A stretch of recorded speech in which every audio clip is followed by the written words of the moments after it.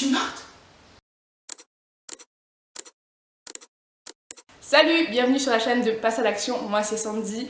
Ici on parle de motivation, discipline, confiance en soi. Tout ce qu'il te faut pour atteindre tes objectifs. Aujourd'hui je vais essayer de répondre à la question qui est comment trouver sa voie, comment faire pour savoir ce qu'on veut faire dans la vie. Bref, vraiment toutes ces questions qu'on se pose à tout âge.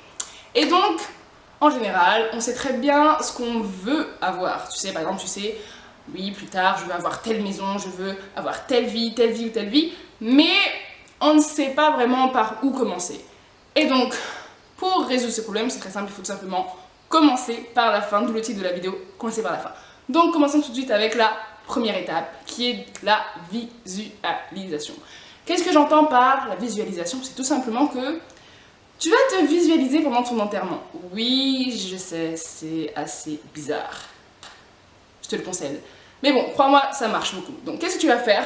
Tu fermes tes yeux, tu es tranquille et tu vois, il y a toute ta famille, tous tes amis, les gens les plus chers à ton cœur sont là, ils sont en train de pleurer ta mort. La deuxième étape, c'est de trouver qu'est-ce que tu veux que ces personnes-là disent sur toi pendant ton enterrement. Pourquoi c'est important? Tout simplement parce que si tu sais ce que tu veux que les gens disent de toi à ton enterrement, ça veut dire en fait c'est les choses que tu veux avoir dans ta vie ou les choses que tu veux faire ou le type de personne que tu veux être. Et donc comme ça va te donner une idée assez claire et assez globale de ce que tu veux vraiment. Et donc là tu vas vraiment te demander, ok là, ok je suis à mon enterrement, je vois disons que c'est mon père qui est en train de faire un discours sur moi.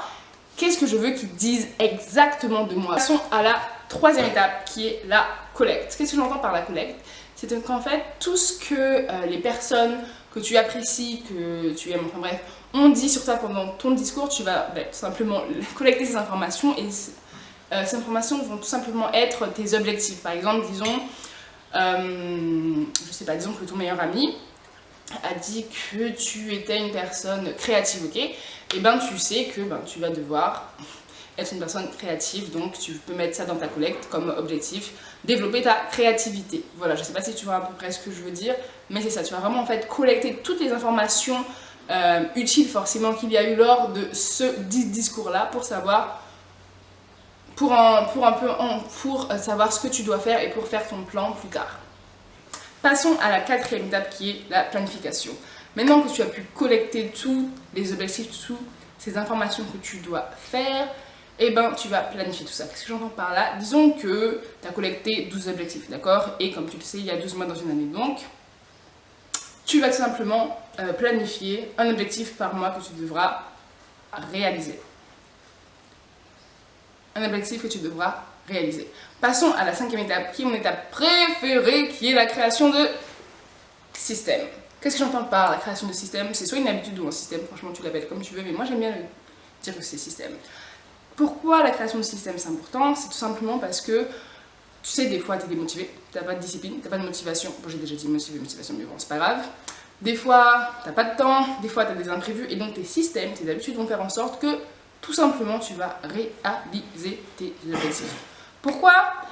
Parce que la réalisation de tes objectifs dépend tout simplement des micro-actions que tu répètes tous les jours. Et oui, tu es la somme de tes actions répétées. Donc voilà, donc je vais te donner un exemple d'un système. Par exemple, moi ce que je fais pour me réveiller entre 5h et 6h du matin, c'est que déjà à 19h, il y a mon téléphone qui sonne, en fait une alarme tout simplement, pour, tu vas me dire, Sandy, les 19h, c'est le moment de, comment dire, de calmer le jeu, de te mettre en mode nuit en fait, tout simplement. Tu vas, donc par exemple, je commence à éteindre mon téléphone, mon ordinateur, tu sais, pour tout simplement que je puisse mettre mon corps dans les meilleures conditions pour aller dormir.